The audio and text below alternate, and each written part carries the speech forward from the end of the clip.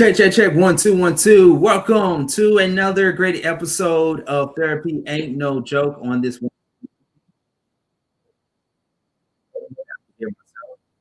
sorry about that. I had two things playing at the same time. Let me rewind that back.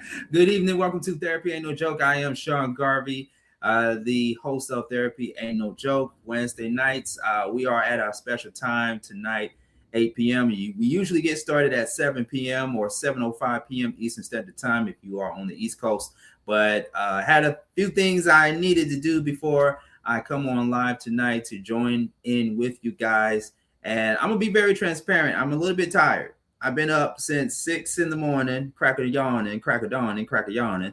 And it's been nonstop ever since then. But I felt that I needed to be on here to have an important conversation with you guys to talk about tonight's topic. But just in case you and yours are new to the program, this is the show in which we talk about all things considered mental health in our community. As you can see at the bottom of your screen, there is our ticker with all the information that you need to know about the show and the different platforms, subsidiaries that you can check out Therapy Ain't No Joke on. And we're also streaming live on my Facebook page at Sean Garvey. Make sure you follow me there if you haven't already. Sean Garvey ATL on Instagram, where I am also broadcasting live. And of course, on our YouTube channel, the Mental Space Network. Now, this is a new secondary YouTube channel, which comes right behind Reach One Network.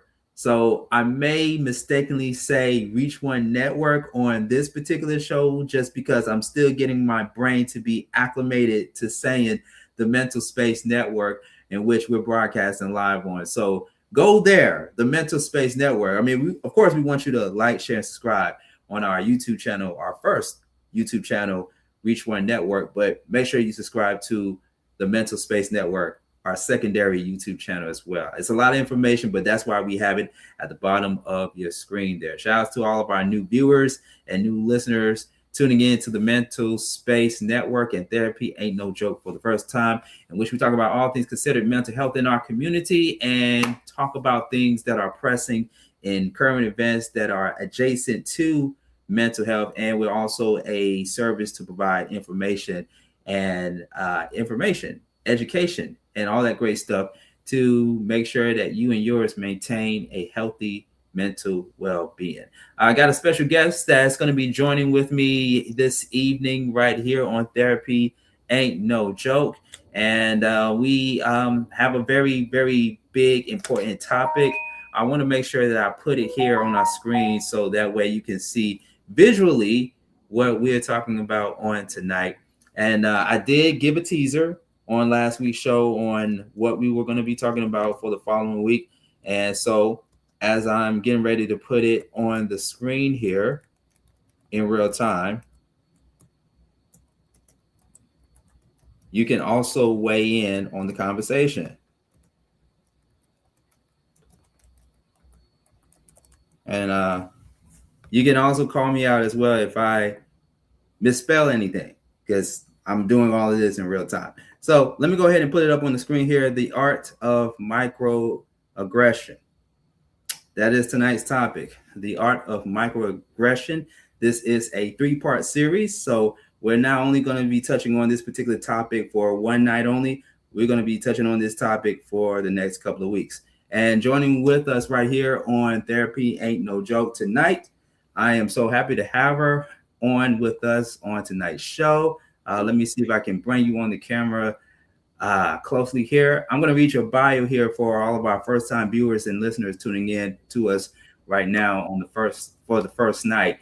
Founder of Thrive Together Technology, which is a company making AI and technology accessible for everyday people, drawing from their experiences, supporting community members, workforce programs, and sustainability focused initiatives. I am so happy to have the founder of Thrive Together Technology, Miss Nakesha Bryant. Thank you so much for coming on Therapy Ain't No Joke. How you doing, Nakesha? I'm great. Thank you for having me. Good. If we can get your camera to come in the center there. Yeah, we're live and direct. Okay, how's that? That's a little bit better. We can work with that. Yeah, my lighting sucks. I have every light on. It's going down. I'm in LA and the sun is going down, so we're at that weird dusk hour. I have them as bright as I have. We'll work with that. Well, shout outs to everybody tuning in from the West Coast. We definitely welcome everybody from different time zones while we're based here in Atlanta, Georgia. So appreciate you for coming on the show to weigh in on tonight's conversation. Before we go any further, talk to us about founder of Thrive Together Technology. I gave people some highlights of what it is, but we want to hear from you about this new venture that you are tapping into. Well, it's just a venture. I attended a program with the Los Angeles Urban League. And in the program, I ended up having to teach a lot of the people that were in the program a lot of basics about technology. And a lot of people just had a lot of weird thoughts and feelings on technology and on AI and learning how to use things and being very anti. And while going through it, I actually ended up teaching more of the class than receiving more information. But in doing that, I spoke to a few of the people that were helping run the program, and they gave me the suggestion to either start a nonprofit or a business, just because I'm really good at, I guess, relating and talking to people and getting them to open up to AI. And that was the main purpose of the program. It was supposed to be a cohort on AI and green sustainability. And for me, it ended up being me, like I said, going into more of a teaching role where I realized I need to be doing, more consulting and teaching. And I want to do underserved communities, of course, our seniors, people just getting out of jail. And then honestly, a lot of just everyday people don't really know how to use the technology they have at home, in an optimal way so that they can actually, use it for their good and not just for scrolling, not just for being on social media. There's so much that we can do to change our lives and change our communities if we know what to do with the resources we have. And I think a lot of the problem is we have the resources. Everybody has $1,000 phone. Nobody's using it like they should be using it. So that is my goal, to hopefully just teach people just how to use it in everyday life, because there is not one person I can talk to that I can't explain something to them where AI can change a system that they're doing, make something easier, help them do a resume. You can build full web pages. There's just like so much you can do. And if you don't have access to training, you don't know. So you're just asking ChatGPT basic stuff and recipes when you could be literally changing your life. So I hope to just help people learn how to just use it correctly and use it so that in this next phase of where technology and where our country is going, people are able to still thrive, even if they're having to work from home, even if you're not able to get a physical job, because the workforce is going to change. And a lot of it isn't going to be necessarily things you can get trained in. It's stuff you're going to have real world experience and really know what to do. So that is what we hope to do. That's what we're going to be doing. And I'm really excited about it. I know I've already helped like 3 or 4 people from the cohort I was in start, literally a few of them started businesses. A couple of them it assisted them in how they're approaching their business and how they're using AI in their business. So anytime I'm at like a library, if I'm out somewhere and I see somebody struggling with something, I'm trying to step in because I'm getting my data and, trying to help as many people as I can now. But the goal is to just get people ready for the next phase of the world, because we're in a very fast changing world and economy and workforce. And we have to, Justice, can you get my phone? Sorry, I have another alarm going off. But we have to make sure that we're ready for the next phase of the things that are going to be happening in the world and with our community. So, yeah, AI is everywhere.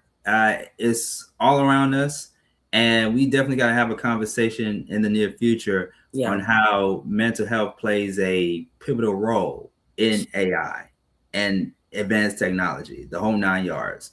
So I'm looking forward to having that conversation with you and others in the near future.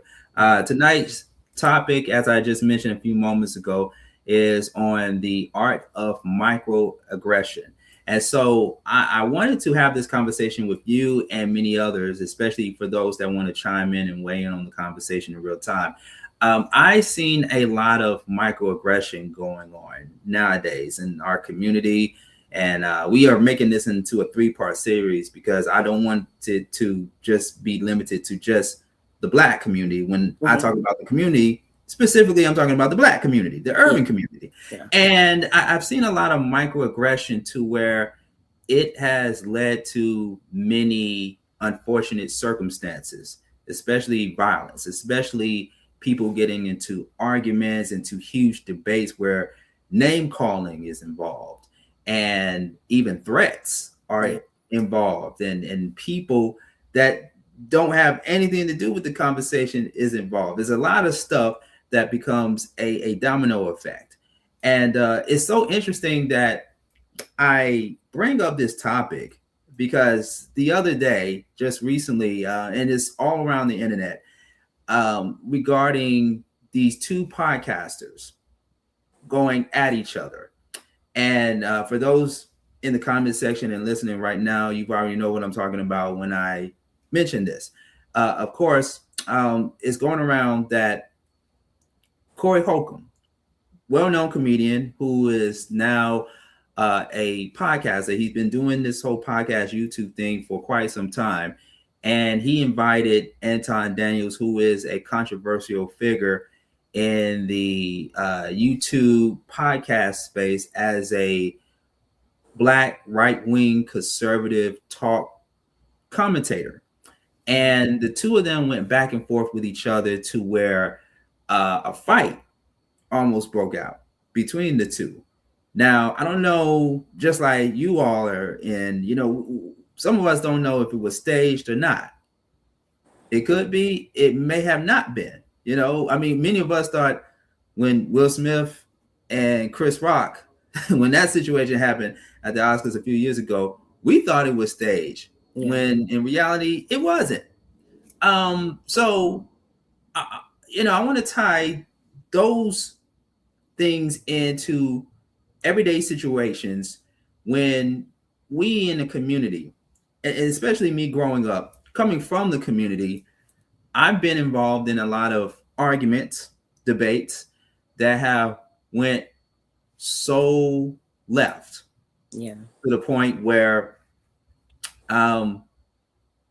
we came to fisticuffs. That's what we say back in the day. I'm telling my age a little bit, but using the term fisticuffs, we get into fights over arguments and stuff, and it never really solves anything. Somebody is walking away from the situation with their reputation being questioned, or somebody's walking away from that particular argument in handcuffs, or whatever the consequences may be at that particular point in time. But let's do this for the sake of time. I want to play a video clip. It's about 5 minutes and some change long, from the Corey Holcomb show. And I don't want to play the entire show due to the time management that we have here on Therapy Ain't No Joke.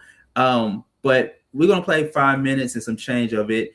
And I want to get your take, Nakesha, on what you just witnessed. I'm not sure if you're up to speed on what happened between Corey Holcomb and watched it. We can watch it. I watched it. You watched it? Okay. So we're going to get your thoughts in just a few moments, but I want us to take a moment to see, for those that did not see the interaction between Corey Holcomb and Anton Daniels, we're going to play a clip of it, and then we're going to talk about it and how this ties in with the art of microaggression and even mental health. And there was something I forgot to do. Shame on me. I got to slap myself on the hand here.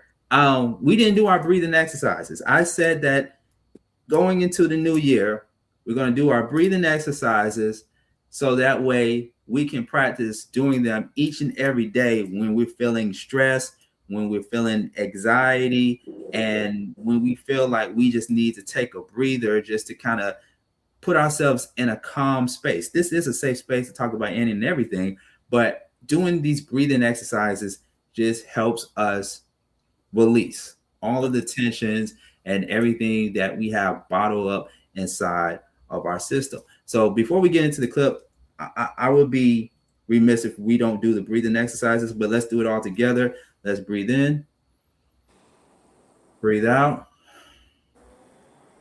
breathe in, breathe out. All right. My apologies, ladies and gentlemen. We should have did that at the very beginning of the show, but I wanted to go ahead and get that out of the way before we go any further, because what we're are getting ready to see is very graphic, and there is use of profanity and foul language in this video clip, and some things that are being said and being presented may trigger some folks. So I want people to be advised on what they are getting ready to watch. And if you are in a state where your brain cannot take it, please step away from your computer or from your mobile device for just a few minutes. And if you already seen it, you've already seen it. We want to hear from you. But we just want to let people know ahead of time that what you're getting ready to watch may trigger some people. So let's go ahead and play the video clip. Notice already, when the cops shoot you, ain't nothing you can do about it. Oh my God, this is so crazy. Do you think?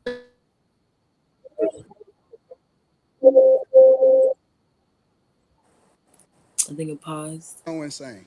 But you didn't answer it. Like, I'm gonna answer your question. Okay. I'm gonna answer your question. It depends on the circumstance. And the interesting thing about it is this: the majority of the people, because you like to use a blanket statement. That's like me saying all black people are stupid. Well, have you said all white people stupid? No, I'm talking about cops. You should say that one time. I'm talking about because cops. it's easy to say all black people are stupid as an example. Say something about the white people. No. You're not. I don't think you white got people all the time. Oh, well, I didn't hear you. Can you tell me? Because I talk don't about know. liberal white women literally being the biggest enemy of the United States of America. That's the thing I say every single day. Caucasian female, the biggest enemy. Literally, white liberal women are the worst thing that ever happened to this country. What about their men? But we gonna get there, because you keep trying to get me to qualify it by participating and joining in on the court. No, I think you're doing what's easy. No. I'm doing what's real. I think you don't want to go against them, because if you go against them, it'll be some video of you going against them. And when I say them, I'm talking about your boss. I don't have a boss. We say that. We say that, but here's the truth. I don't have a boss. It's a reason you go after black males or black people quicker than you will go after white males. What are white males responsible for in this country as the downfall I'm an of equal it? accountability smoke giver. I talk about everybody. I'm just saying, I ain't heard you talk about white men since you've been up here. You ain't been listening. You ain't been listening. I've been listening to you. No, you haven't. I hear you taking you don't have the capacity to be able to listen because you're too busy. No. You got me wrong. You too busy. My capacity case, that you just criticized, that's an opinion. Here's the fact. Have you said something about Caucasian males and how they destroy this nation? Well, what did I miss? Let's slow down, because you talking loud, but you're not saying a lot. No, you talking loud, and you still talking around. What did the Caucasian male do to America to bring it down? I'm not getting into that. You dancing around it. And that's why I lose respect for you when you start dancing and kissing Caucasian males' ass. But I don't. Don't do that in front of me, because I'm not an ass kisser of nobody. Yes, you are. You suck the dick of black people right now. You doing the easy shit. What you do, let me tell you what you do. Nah, homie, let me tell you something, homie. Ain't nobody gonna tell you. I don't suck dick. Yeah, you do. Yeah, you do. So fix you doing that. it right now. I don't suck dick, homie. You doing it right now. Homie, believe me when I tell you. I don't do that. I tell you. I don't do that. Listen. So don't come at me with no dick sucking shit. I'm gonna give you the same energy you give me. Let's switch seats. Let's switch seats. I'm with it. Homie, I don't do no dick sucking shit. I'm a motherfucking man. I don't do no dick sucking shit, homie. I don't give a fuck about none of that. Well, I tell you what, watch that dick sucking shit, because that'll go bad. Call it what you want. I don't do no dick sucking, homie. You say a lot of shit that I don't fuck with either. You okay, but that gay shit, I don't give a fuck about what you talking about. Hey, homie, I tell you what. I'm right here. Don't put no dick sucking shit.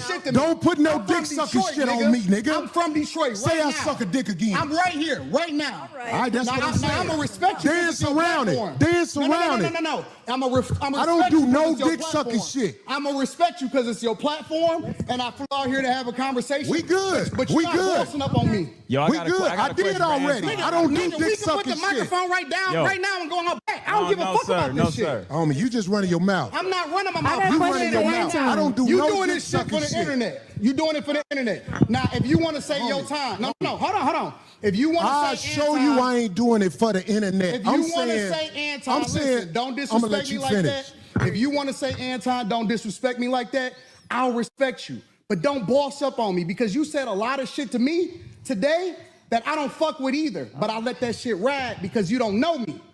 You don't know me.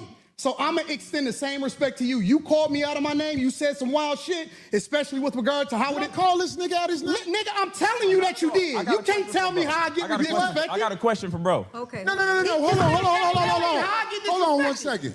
Hold on. We just getting loud. I ain't gonna get loud. Then don't switch seats. No, This this my show. This cool. my show. That's cool, but I take that shit as a threat. Okay, well, it is a threat if you calling me dick sucking. I don't dick suck, my nigga.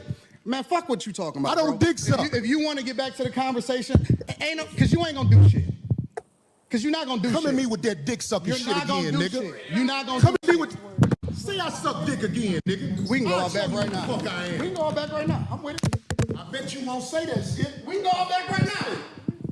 I got money for all this. Whatever. I got money too. Don't nobody give a fuck about that shit. Hey, homie, No, look, it's just not respect. I ain't falling for the. I ain't falling. Darlene, get out the way. Don't get in the way of two niggas. Let me tell you something, homie.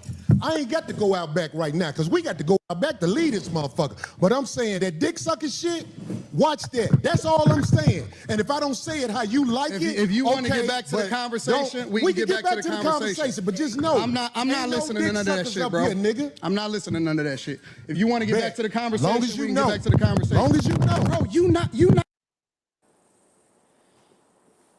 So chaotic. All right. And we're back. Therapy ain't no joke. We at the bottom of the hour. Sean Garvey with my special guest, founder of Thrive Technology, or actually founder of Thrive Together Technology, and Nakesha Bryant as my special guest right here on Therapy Ain't No Joke. If you're just joining with us, we played a 5-minute and some change clip from a recent interview or a recent conversation that escalated to something very serious between Corey Holcomb from the 5151 show and controversial figure Anton Daniels, who is a YouTuber, a podcaster known for his right-wing ideology. And Nakesha and I saw it. Actually, it's not my first time seeing this clip. It's not Nakesha's first time either. We both have seen different clips come out of that interaction between both parties hours before we started this broadcast. And we're going to go to the comment section in just a few moments because we already seeing some people commenting in real time during this live broadcast. Let me just say this. I don't know both men personally, but I followed their endeavors / careers for a long time. I am familiar of Anton Daniels, who started out doing content about Black women. He was pretty much like another Kevin Samuels, which is another conversation for another day. Corey Holcomb, of course, we know him as a well-known comedian from shows such as Black Jesus. He was very, very funny in Black Jesus and many other shows that he has done over the years before he started doing his YouTube show with his 2 or 3 co-hosts. And so there are parts in that show or what we just witnessed in that scene that were very triggering to me. It took me back to grade school. If you remember going to grade school, whether you was in elementary or in middle school or in high school, you get into an argument with somebody that you don't like, you being the one that's being bullied on, or you bullying other people, whichever side of the fence that you was in, and argument breaks out. The students hear what's going on, and all of a sudden, the argument between two parties turn into a fight. That one person in that crowd is the one saying, "Fight, fight, fight, fight." And all of the students come rushing in to see who is getting the beat down from that fight. Who's fighting, who's punching who's getting knocked out, and somebody loses. And this is coming from a person who has not only seen a lot of fights, but who has also been in a lot of fights that has put me in a situation that I wasn't supposed to be in. And looking back at it 40 years later, those are situations that I should have never, ever been a part of. And that's why it was triggering to me, because if you grew up in a time where you've been in a lot of fights in grade school and high school, or you've seen, or I take it even deeper, if we're going to keep it 1,000, ladies and gentlemen, you grew up in a household and you've seen your mother and your father arguing, yelling at each other, screaming at each other every single day or every other day in a dysfunctional household. And imagine your father slapping your mother. Imagine your mother throwing her shoe at your father. It is just like what we seen between Corey Holcomb and Anton Daniels in that video. And you wonder why kids, you wonder why kids grow up into adulthood having trauma, having things being triggered, thinking the way they think, moving the way they move.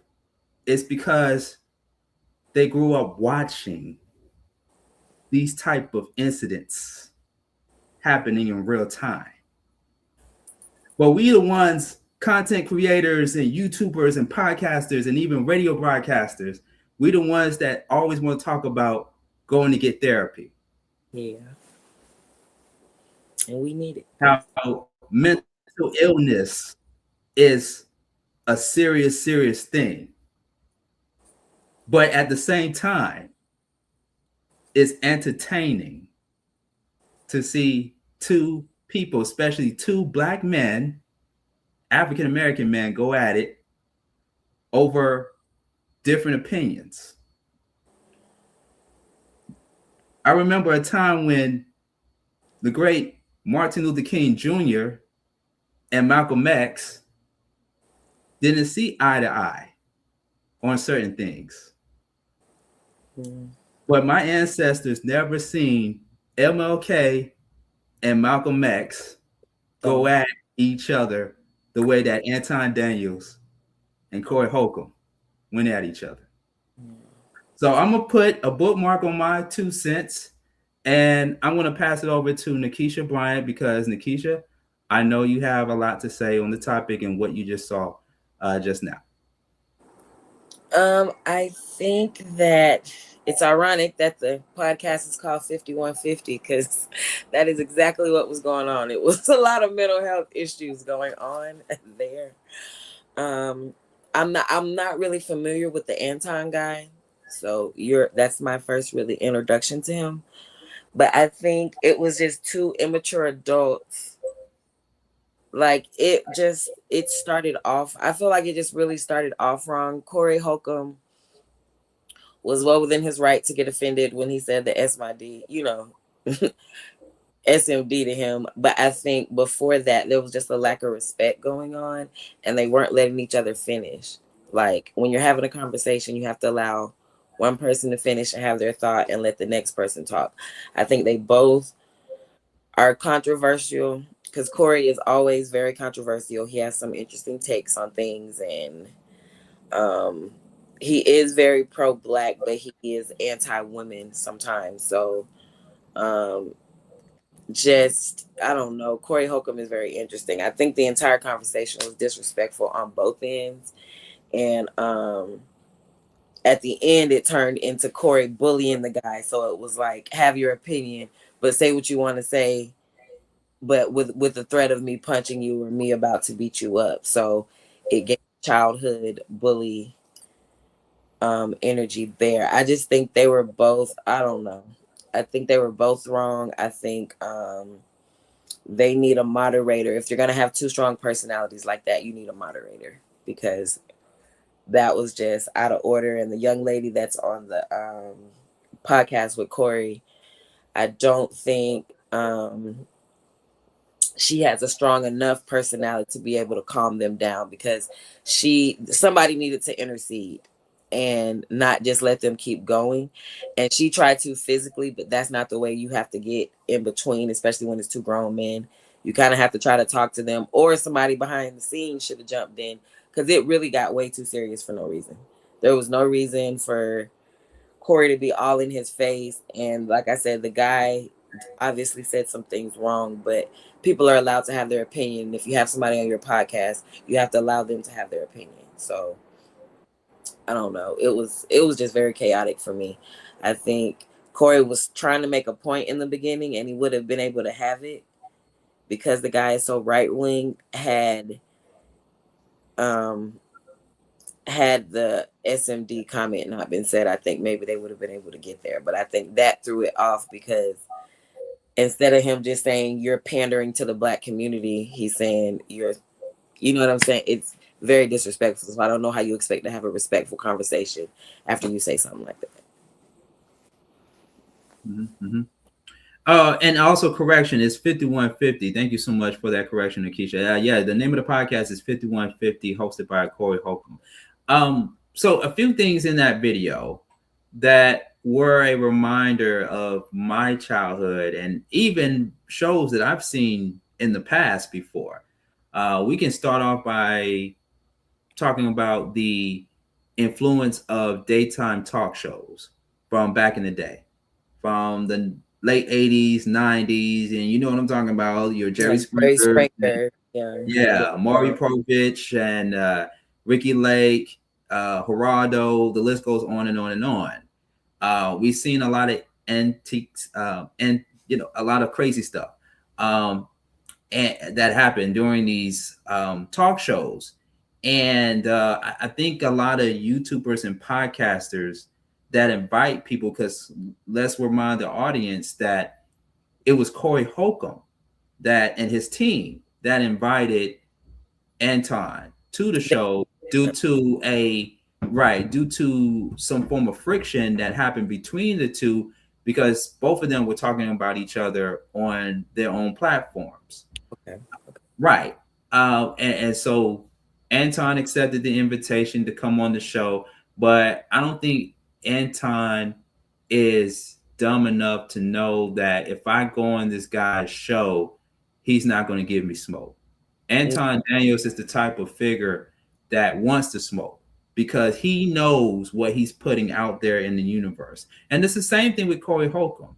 He knows, right? He knows what he's putting out there in the universe, and that it's going to bring back these type of responses, the type of energy and stuff like that. So both parties wanted the smoke.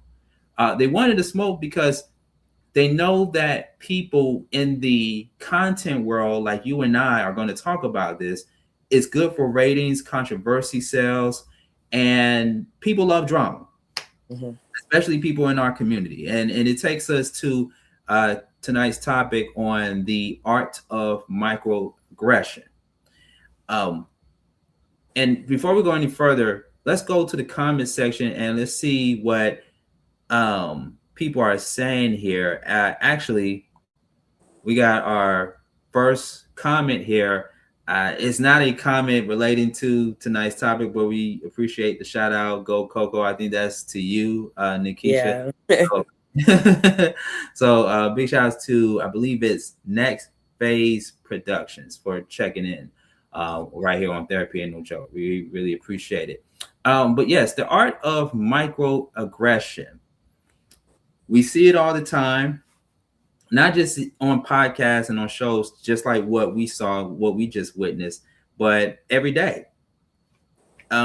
You can go to a store and there's already microaggression already happening around you, especially in customer service. Mm-hmm. And I shared this on my platform recently about a form of microaggression that I experienced from a worker in a medical facility that I visited recently, where she was just very rude towards me, as if I'd done something to her. Yeah. And she was trying to make it seem as if I was in the wrong for not following a standard protocol that they have in this particular facility. But I don't work there. So how are you supposed to know the protocol?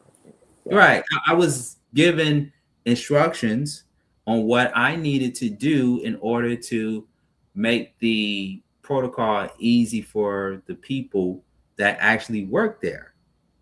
But it was a lot of miscommunication that was going on amongst each other in the facility, and people in the customer service. They not only taking their anger out on the people that they work with, they're also taking their anger out on the people that come in and either patronize their business or coming in to do something that they need to do in order to help make a difference in the community. And they don't deserve it. So it's a lot of microaggression there, a lot of microaggression in our community from people experiencing or facing job loss. Yeah. You're angry at the world because you've been out of a job for 6 months. You're on unemployment. You can't get any money. Nobody won't help you. So you're angry at the world. You take your anger out on people, a form of microaggression. Or what we just saw a few moments ago between two black men, two polarizing figures, Anton Daniels and Corey Holcomb, looking like they were getting ready to fight it out physically. And to the point where you mentioned about the young lady, I mean, apparently that's Corey Holcomb's co-host, by the way. I don't know her name. I can't think of her name right now. But here's what I find very interesting. So a year or so ago, there was another podcast, and one of the members from B2K was on this particular show where it was two men and a woman. It was pretty much like the same setup as the 5150 podcast. And this member from B2K got into it with one of the co-hosts of the show, to where on camera, the fight broke out physically. Yeah, it went to the extent where once the B2K member got jumped by this big dude, this big guy on the show, they had to run a slate. We call that, they had to run a slate, go to commercial, or do whatever. And both parties were not in the same space together. They had to go stage left from that particular environment and resume with the remaining of the production. And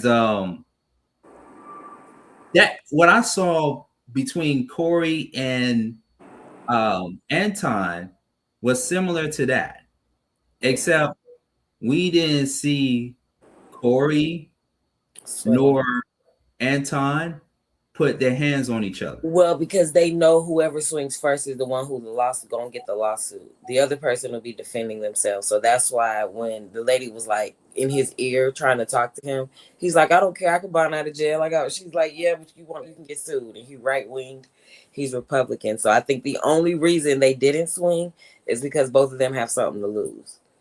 And they are old enough to sit and think about it, because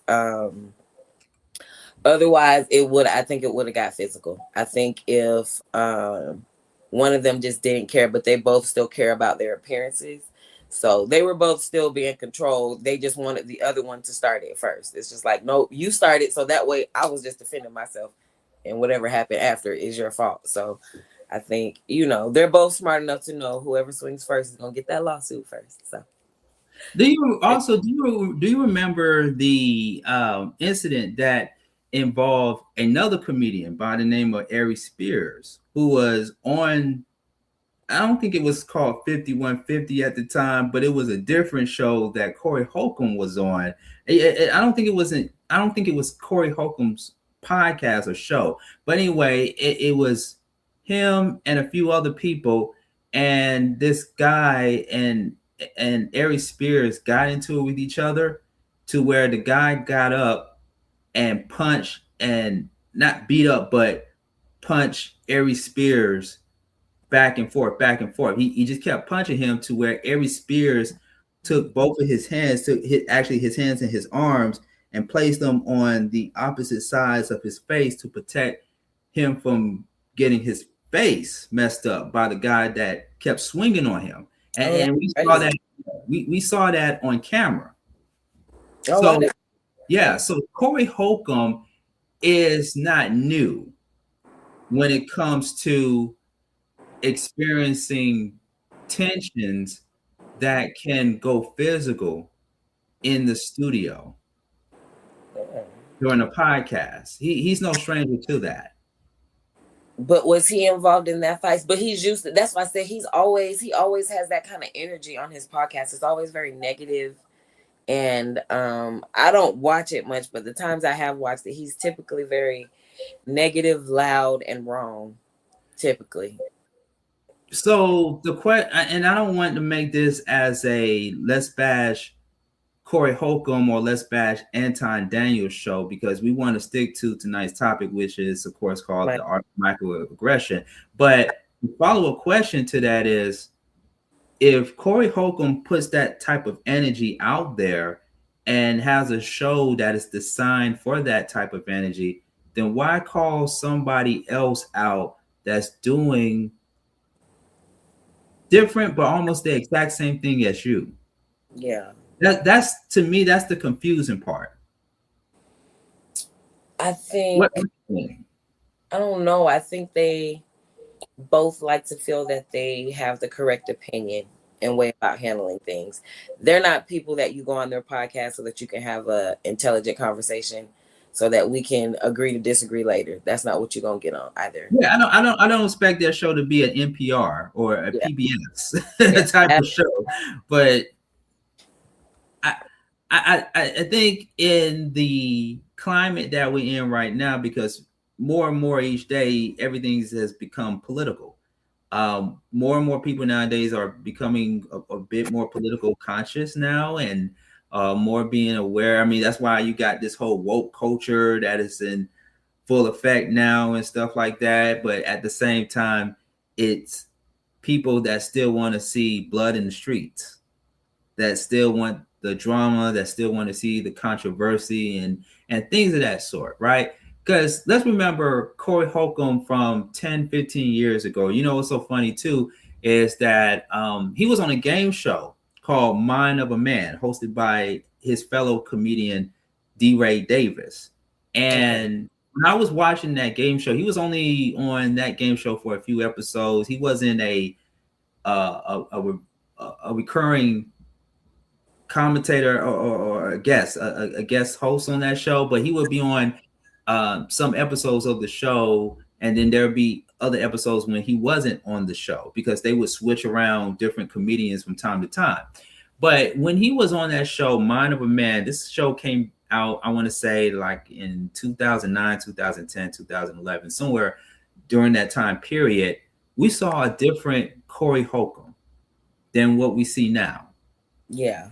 I mean, a different Corey Holcomb he was just always joking, which we expect that from most comedians. You know, most comedians, they're gonna like say something funny every 5 seconds or whatever. But when you saw Corey Holcomb in that space, whether it was on Mind of a Man or whatever other show he was on, it was like no negativity. He was always giving out positive energy. He was always making jokes. He was the life of the party. But like now, especially ever since he started the 5150 podcast and going at folks, going at celebrities. I mean, he went at Will Smith, Jada Pinkett Smith, Vivica A. Fox. He went after almost everybody black in the industry, in the entertainment industry. Let's just keep it at that, Jose. So, you know what I mean? It's like we see a different Corey Holcomb now. Like I said, I think even the name of the podcast is Microaggressive 5150. In California, that's the code for like if the police get called and they take you to jail because you're having a mental health what is it called? Let me look it up. But it's mental breakdown, mental health crisis. It's like a mental health crisis, meaning is California's welfare institution code that will allow you to be temporarily put into psychiatric care. So if they 5150 you, they can hold you for 3 to 7 days. So the name of it is Microaggressive because, you know, he's from Hollywood, so he knows what that means. So it all is microaggressive. I think the entire podcast and why he had to change from the last one is he's going to just be controversial. He's trying to be like Charlemagne is on Breakfast Club. He is not there to try to like make any changes. He's there to argue with people. He's there to piss people off. And because when you make people mad, guess what they're going to do? Comment. They're going to share it and be like, do you see him? I hate how Corey acts. He acts like a fool. He saw that he wasn't getting any views from being a nice comedian, or he's getting average views. He's not getting views that take him on the top. So he goes with the controversial way, which is always being anti and being anti whoever the top person is, black or white, really, but mostly black, because it's going to cause other black people to share it within their communities and have a conversation. So he's doing right as far as, I guess, him wanting to get views, but a lot of people don't like him because he comes off so nasty. So I think he loses a lot of viewership in just being negative and not necessarily having a good balance on the show, because the young lady isn't bad or anything, but she does not really bring anything to the show where you're like, she makes a grave difference as to the energy of the show and how it's going. But yeah, but not let's cut you off. But see, it takes me back to that example that I just made about the B2K member who got jumped by the guy, who got pushed down by the guy on that show for going back and forth with him, where the argument turned into something very physical. Yeah. And if in that video there was a woman that was in the scene. That's her. I actually just looked it up while we was talking. It's the same woman. It's the same woman. That's her. So she's always. I thought these were two different light-skinned women. That's just a little bit older. She gained a little bit of weight. She just gained a little bit of weight. Oh, I was looking it up while you were doing the thing. That's her. Yeah. Wow. Yeah. Wow. So, I mean, they both look alike. They both could be sisters. That's her. Yeah, that's her. So, she's a couple. Yeah. That's it. So both her and Corey are not new to being in those spaces when they could sense that something is getting ready to go down, and you're just like, okay, you shift the energy. You're supposed to shift it. I'm either going to intervene, or I'm gonna grab my purse and get the heck up out of there. I think she leaned into it. I think she had the choice to lean in or to try to help shift the energy. And I would have personally just got up, because Corey got it. You're not paying me enough to be in the middle of two grown men fighting. I just would have got up and left. But I probably wouldn't be on a podcast with him every week anyway, just because of the controversy that he brings. But I think that you have co-hosts and other people in the room so that they can help shift the energy. If that's the direction they wanted it to go, which is kind of how it seemed. And because I didn't know that the two of them had been going back and forth before. So knowing that now, that seemed like more of a setup for Anton. Like he was 100% set up to be ambushed, and they assumed he was going to respond in another way, and he didn't. So Corey kept pushing him, and that's why he was getting in his face. Like, say it again, do it again. Like, no, we going to have this confrontation. I'm gonna tell you something. Anton is better than me, and even though I am a mental health advocate, and I don't advocate violence. Yeah. I don't advocate putting your hands on anybody, male or woman. I believe in self-defense just like the next person. But however, if you are in my space, now it becomes unsafe. Yeah. And to me, that poses a threat to where Yeah. if you're in my space, chances are more than likely you're going to put your hands on me if you are in my private personal space. And I probably would have taken off my glasses, taken off my hat, because we all know that Anton is bald. So and something would have went down to the point where I don't need to tell somebody we can go outside. You know, we Like can. right here, because it would have been right there if somebody, because you already made me feel threatened when you came and got in my face with the mic. I would have said that was the threat right there. Yeah, when you are in somebody's personal space, you do have the right to defend yourself when you are in that person's space. Because it seems to me that somebody in that room was trying to de-escalate the situation, but it kept on escalating to the point where somebody could have gotten attacked. I mean, even Corey's female co-host could have gotten attacked. She Yeah, could she could. have. Yeah. Somebody could have got harmed physically. Yep. Agreed. I think Yeah, it was very, and then I just looked it up. They filmed that in California. So like he 100% knows what 5150 means because that's filmed in LA. So he knows. I think that show is just what it's for controversy. I think they definitely know California is a little different than Georgia with what you can sue people for after you get into a physical altercation. So that's why they were holding back. That's all that is. That is, I'm not gonna say, because some people were saying online and they thought it was staged. I don't think it was staged, but I do think it was a setup for Anton to act, to like be outside of his shell. I think Corey thought he was gonna be able to bait him to fight him on the show. I think it was definite bait. I think he was definitely, yeah. He yeah, didn't see. I think he doesn't understand that, like I said, in the world of podcasts and in entertainment, views and any sort of attention is better than no attention. So that's true. That's true. yeah, I think Anton got set up a little bit. I'm like I said, I don't know enough about him to have an opinion on him.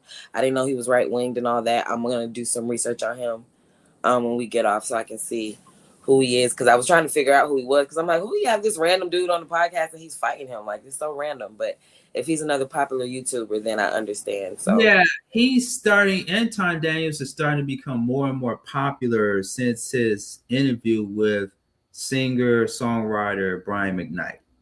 oh, he interviewed Shady Daddy. The shadiest daddy in the world. Is that what he did? That's my point exactly. People like Anton, like Corey, and people want controversial figures to be on their shows, to be on their podcast, to be on their platform, because they know that this particular individual is going to draw viewership. Attention. Yep.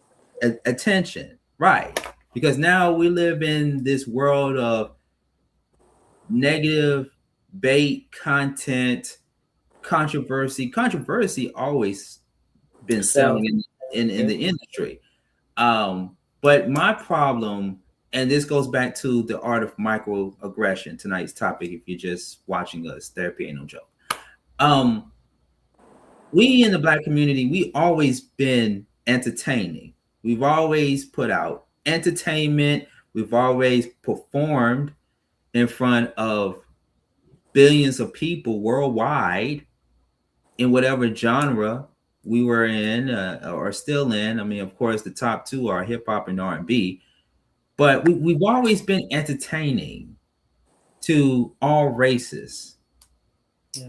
And if you go back to the history of minstrel shows, blackface, and just being stereotyped in movies and in films and in television. If you study the history of how we as Black people were portrayed in television and in film, you would get a better understanding of why you see shows and episodes and content like the 5150 podcast in 2025, Yeah. 26. If you understand the history of Black people in entertainment. Microaggression comes in different forms. It comes in verbal, it comes in action, it comes in form of writing, it comes in a form of mental. And we're dealing with a serious problem in our country, not just only in our community, but in our country, where microaggression leads to violence, whether it's an innocent person that gets hurt or whether someone's job is gone because of their right to freedom of speech and how they feel about something on social media.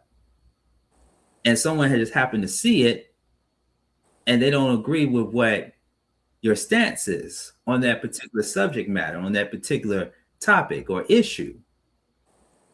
Different things come into a form of microaggression. Yeah.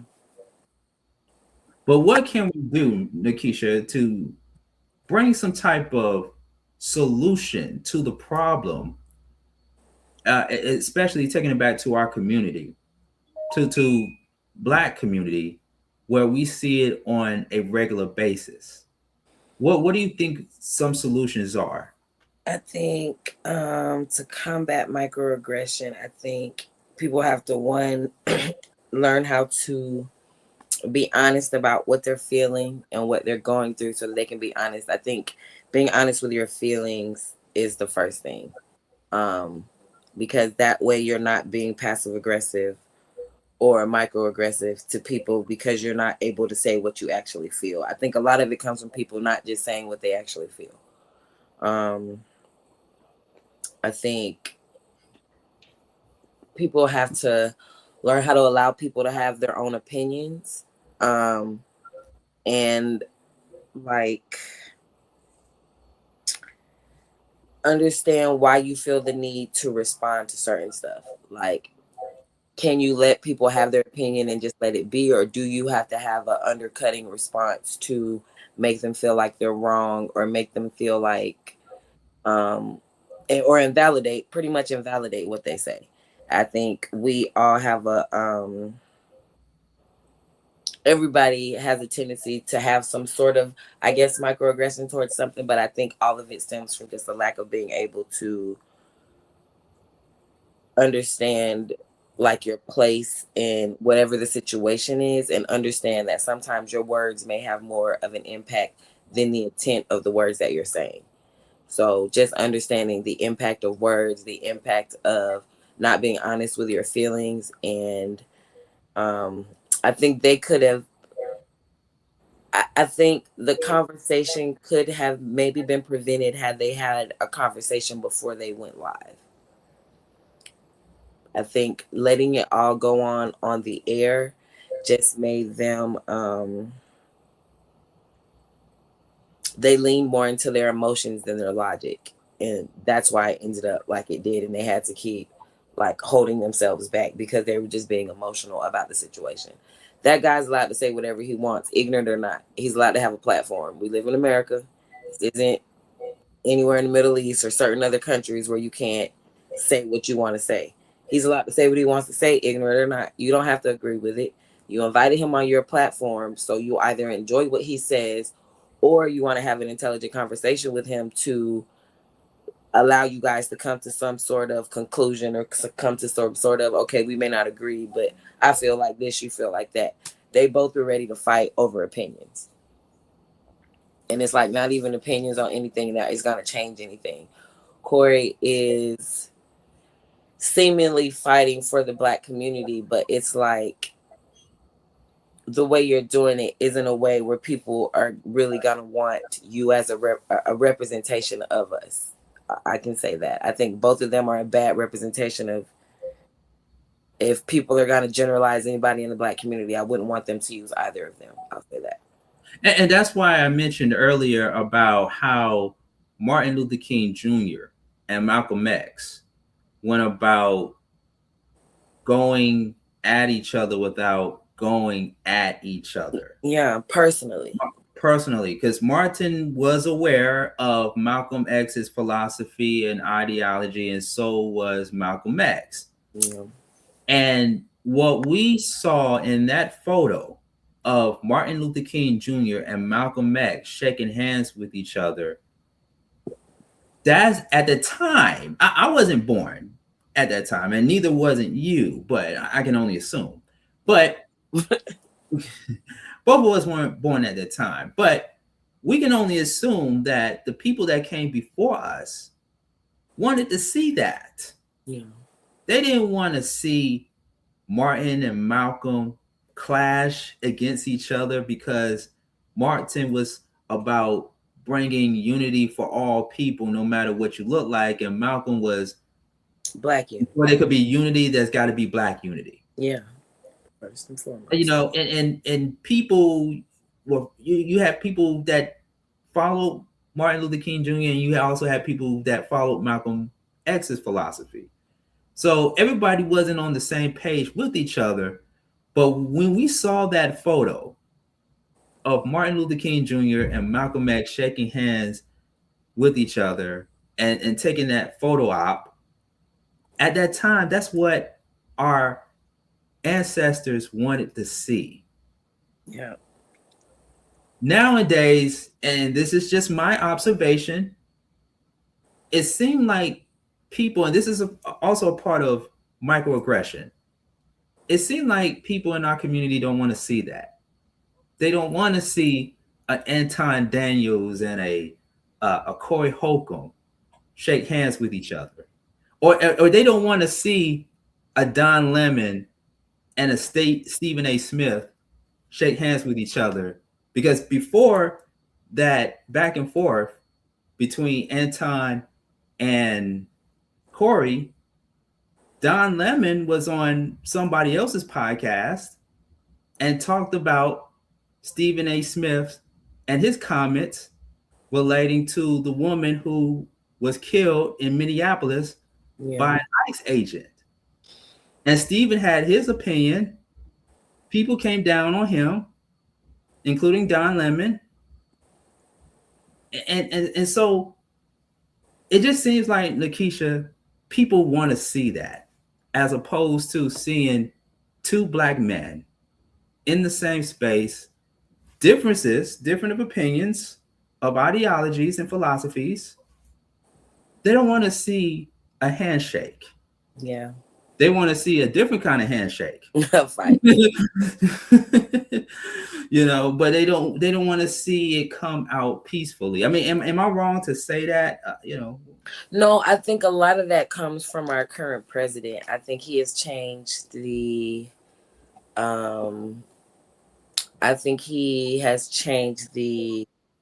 culture of America, in that we are all more combative, especially since January 6th. I think everybody is just combative. People, instead of trying to be cooperative and work together, they just want to be anti. And it's not just in our politics, it's in everyday life. I notice it because I have to point it out to people a lot. Like, we're not in competition. Everybody is seemingly in competition with each other, which is where that comes from. Instead of being cooperative and working together, everybody is trying to make sure that they shine more, or they can show that they have more or know more than the next person. And I think that's where that energy comes from. I think people are just overly competitive. And we're not fighting for anything. We all live on the same earth. We all get the same amount of time in the day. So I don't you know, it doesn't make sense. But I think that behavior stems just from one, Black people have been taught that crab in a barrel mentality where we're kind of anti each other anyway. If I see that you're shining more than me, I'm going to want to pull you down anyway. And whenever I even think about that, people are like, well, crabs aren't supposed to be in a barrel. And it's like, we're not supposed to be in a barrel, but we are. We're in a barrel of capitalism. And in that, it breeds competition.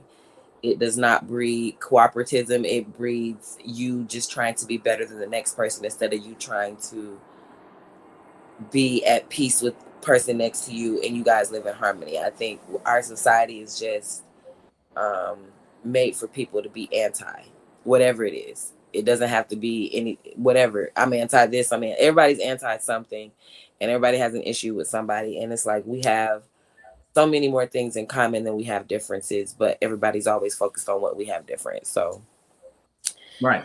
It's just, yeah, I don't know. I think this is just American culture. I think it's spreading around the world, but it's definitely American culture. Definitely capitalism. Yeah. We only got about 14 minutes left. Like I mentioned earlier in the broadcast, this is a 3-part series on the art of microaggression, and I am joined by the founder of Thrive Together Technology, Nakesha Bryant, right here on Therapy Ain't No Joke with Sean Garvey. The internet. Do you think that the internet itself, especially with social media and, you know, everybody has a microphone, just like I have a microphone in front of me right now. Do you think that the internet has brought in a lot of stuff where people are more aggressive nowadays? Do you think it also plays a role in the microaggression of people in our community? I would say yes, because I think people are getting accustomed to being bullies online. And that's where a lot of younger people, that's where they're first getting introduced to it. But I think even more than that, people are allowed to hide behind their identities online so they can say and do whatever they want without repercussion. So when you get in the face of someone and you try to say the same stuff you would say online, where it's like, oh, I would just come in and go past. Now you're in somebody's face and they can actually be confrontational. So it's not microaggression, it's just aggression. When it's online, it's microaggressive because there's nothing the other person can necessarily do about it, as far as like, all you guys can do is debate and argue. But I think the internet just allows people to be more bold in their opinions and in how they approach them being anti. Yeah, I think so too. I think if it wasn't for the internet, we would not see folks like Corey nor Anton having the platforms that they do. You know, because again, like I said, I saw Corey in a different light 10, 20 years ago, before social media became huge like it is now. And of course, I agree with you. I think I liked him before I knew who he was. We've gotten to know who he is as a person, and I think that's been the worst of his career. I think, and not just even Corey. I mean, even other comedians too. You know, I don't have to say their names. We know who they are. It's a lot.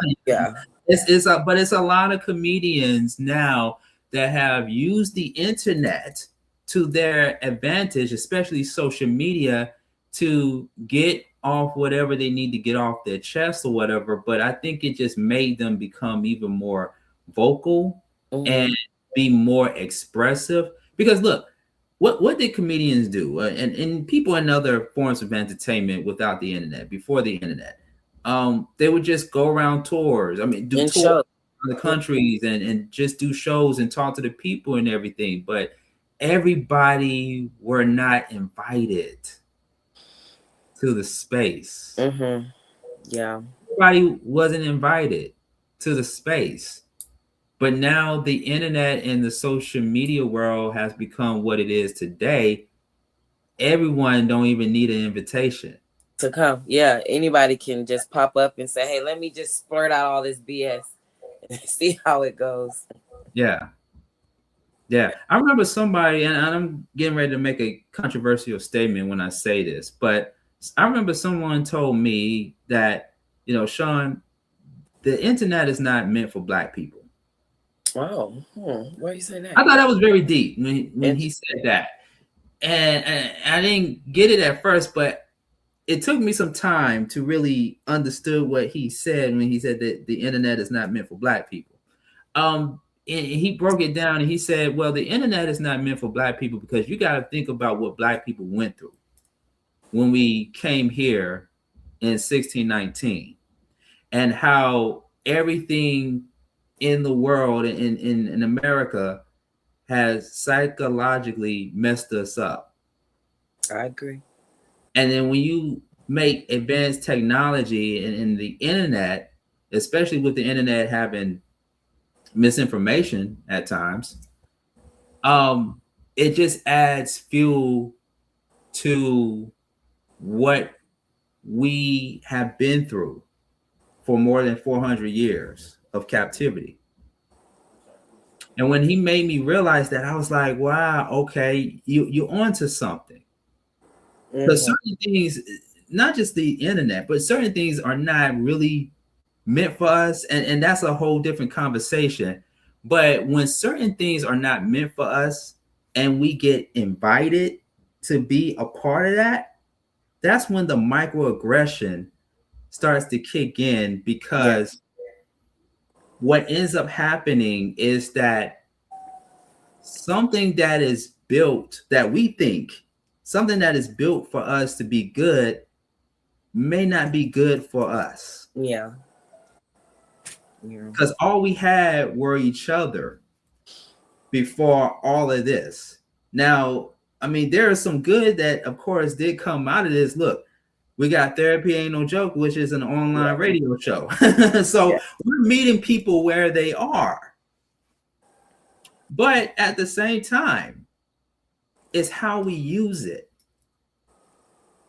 Because, look, I could get a studio, and I know people in the industry, and we could all come together and do the exact same show as Corey Holcomb or as Anton Daniels, and it would be an internet hit. But then what is the cost for everything that we put out there, besides paying for the upkeep of a studio, or to pay the rent and to pay the electricity bill and all this other stuff that we got to pay for to stay up and running 24/7. But what is the cost? Yeah. Because you heard Corey Holcomb and Time mention on mic that they got bodyguards. So what does that tell you is that they can't have their opinions, because obviously if you need a bodyguard, the stuff you say online, you can't defend in person. That's why I'm like, they both were, it was just very immature to me. It was very immature. Yeah. Very immature. Yeah. So this microaggression topic, and again, we're going to pick this topic back up next week and then the following week. I think it's something very important for us to talk about as not only human beings, but just as people of the culture, people of the community, and knowing the consequences can come from this. Now, everything is legal now. Back then, a long time ago, in the Black community, we didn't talk about no lawsuits. We didn't talk about suing each other. We didn't talk about taking legal action against each other. We're going to take it to the streets. Real quick and in a hurry. Look. Exactly. Or we're going to, what the New Yorkers say, we're going to shoot a fair one. But now we're talking about, if you hit me, I'm going to sue you. And that's the first thing. People ready to sue. So that's why I said you got to have your security and your lawyer ready. All the time.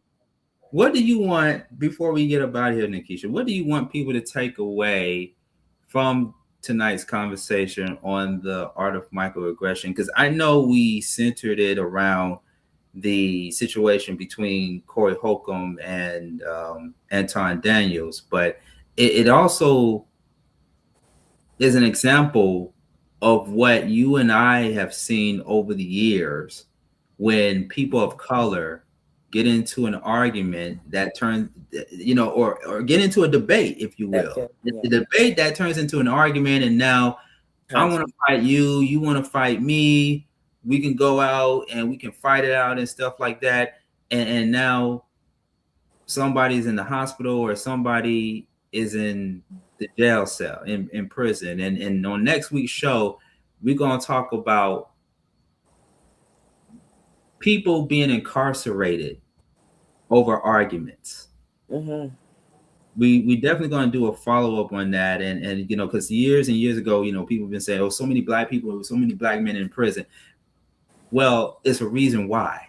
Yeah. And it's not just because of drugs, it's not because of home invasions and stuff like that. It's because of arguments. Well, it's emotional intelligence. I think we aren't taught as a community how to have emotional, intelligent conversations.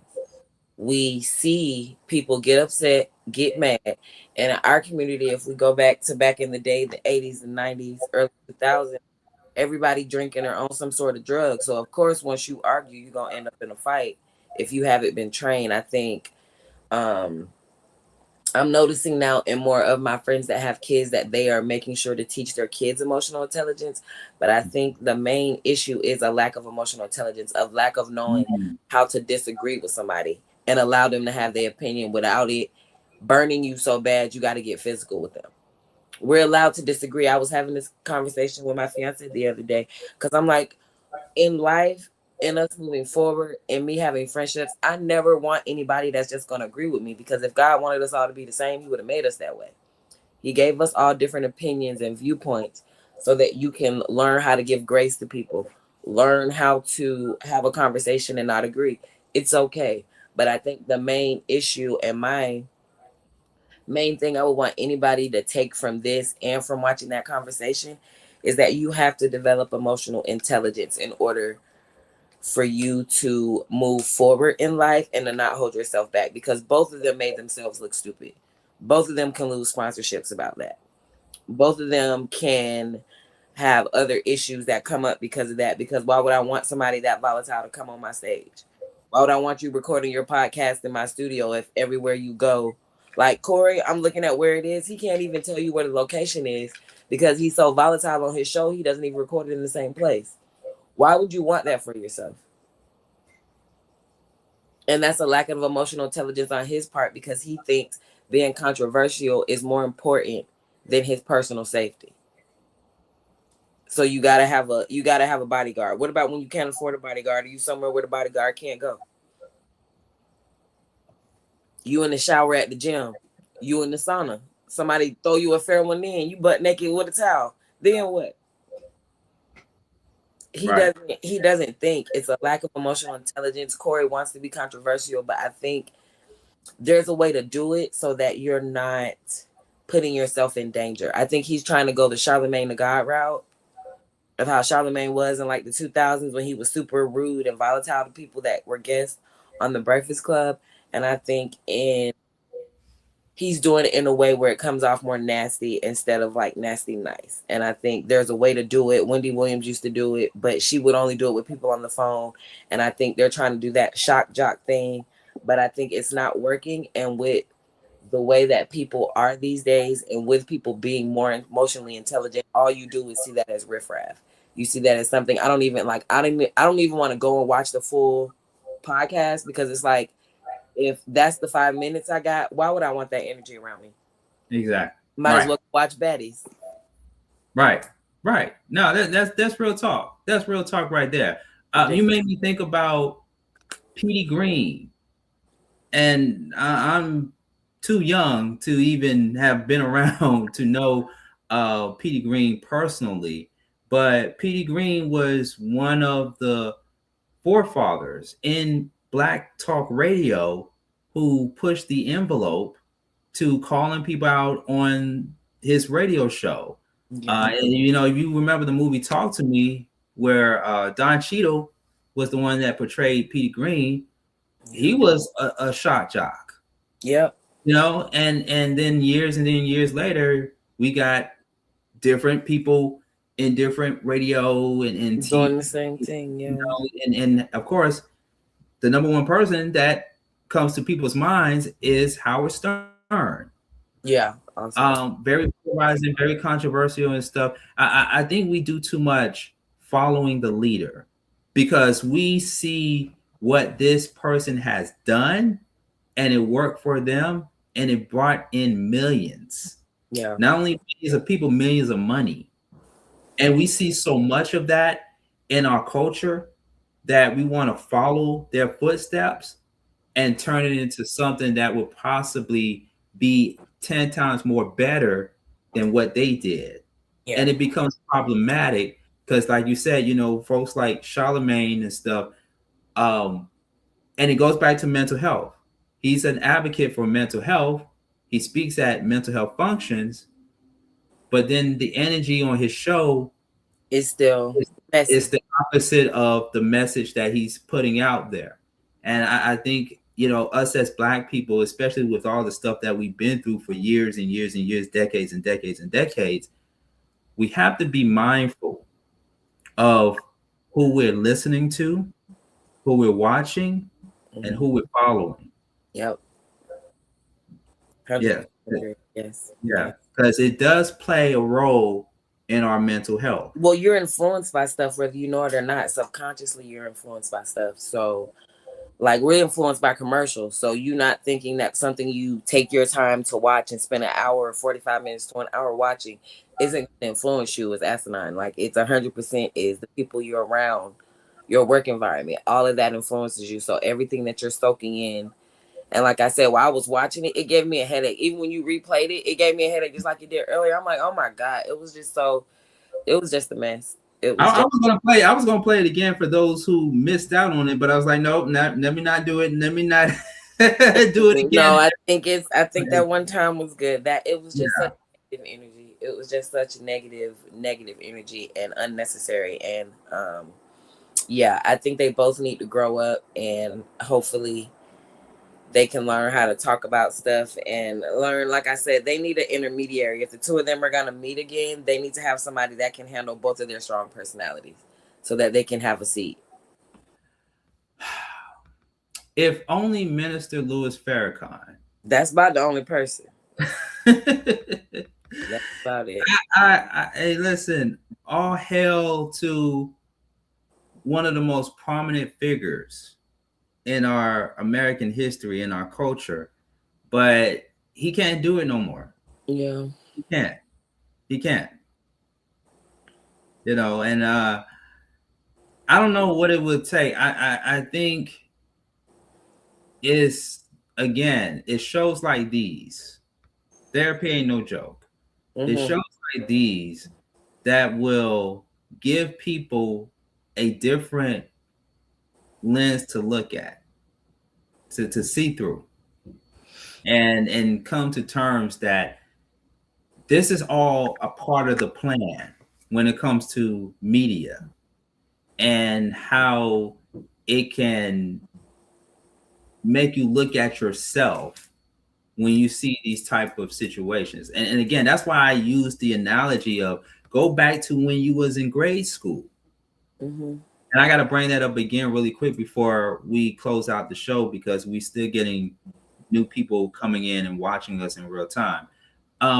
Again, go back to when you was in elementary school, in middle school, and even in high school, when you saw two people going at it and they arguing, and next thing you know, they put their hands on each other. One pushes the other. Somebody punched that other individual. And now there's a fight, and somebody in that crowd says, fight, fight, fight, fight. Everybody else turns around and be like, ooh, I gotta go see who's getting jumped or whatever. And nobody is not stepping in to break up the fight except the school teachers, except the administrators. Nobody's not stepping in. Nowadays, because everybody's on their phone. Everybody have camera phones. It's being filmed, and no one's to this very day. No one is still stepping in to intervene. Yeah. Yeah. Everything is on camera now. Everything has cameras now. And what we're seeing is more than microaggression. We're now seeing something that's going to be on the internet forever, and something that's going to change or alternate that person's life to where you may not be able to get a great job because of that incident. Yep. You may lose relationships with important people. You may have to get lots and lots and lots and lots of therapy. It's all these different things that come behind what you have been involved in. And it's going to take for mental health advocates such as myself, and even business owners like you, to really help the everyday person, to really help everyday people take a different alternate and to manage their mental well-being. Yep. You gotta learn it. Gotta learn it. Yes. Yeah, indeed. Well, Nakesha, Bryant, I really appreciate you for coming on tonight's show and being a part of the conversation. And how can people follow you? And I know your venture is still in the works right now, but give people some information before we let you go. We do have an Instagram, Thrive Together Now. It's called Thrive Together Now. And I also have a LinkedIn page. The webpage is coming soon, or they can contact me via my personal LinkedIn, just Nakesha Bryant, or to my Instagram, Miss Coco ATL. So MZCOCOATL. If you have any ideas, if you know anyone that needs any training, any programs, please let me know. Reach out. I am currently looking to get my first 2 cohorts completed. So I'm looking forward to teaching and getting my year started. So. But there it is, ladies and gentlemen. And if you missed any of tonight's show, any highlights from tonight's show, you can go back and watch it on demand. And make sure you like, share, and subscribe to our YouTube channel. Our goal is to get over 1,000 followers on our new YouTube channel, which is called the Mental Space Network. But in the meantime, between time, you can follow us here. You see the information at the bottom of your screen there. The Mental Space Live. That is the YouTube channel handle for the Mental Space Network. So you can still type in the Mental Space Network, or you can type in the Mental Space Live. Correction. Got to make another correction there. So my producer is telling me that's actually the social media handle. So the Mental Space Network on YouTube, but follow us at the Mental Space Live on Instagram. And we also are trying to get our numbers up on our Instagram page as well, on our Mental Space social media page. Thank you so much, Nakesha Bryant, for coming on Therapy Ain't No Joke. Thank you so much. And ladies and gentlemen, we will be back at our normal time next week at 7 p.m. Eastern Standard Time. That's 7 p.m. Eastern Standard Time if you are on the East Coast. And again, everything is on demand on the Mental Space Network. And this episode will be on multiple streaming platforms very, very soon. So be on the lookout for that. And, if you follow me at Sean Garvey ATL, all of the updates will be on my social media page as well, too. So thank you all for tuning in to Therapy Ain't No Joke. And shout outs to everybody on the check-in. I want to make sure that I acknowledge everybody that's been checking in since the beginning of the show. Shout outs to Dominique, big shout outs to you. Shout outs to Diana. Also shout outs to the Brothers Brunch Foundation Inc. for checking in. Also big shout outs to Tevin for checking in, as well as Angeline Green for checking in via Instagram. And shout outs to my Facebook community for checking in as well.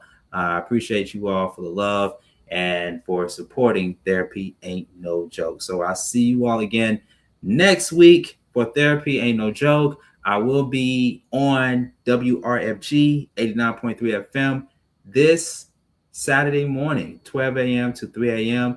Set your alarm clocks to watch and to listen to the remix with me as I am taking over for DJ Yogi, 12 a.m. to 3 a.m. Saturday morning, 12 a.m. to 3 a.m. And we got some more shows coming up very soon next week. All right, y'all, I am out of here.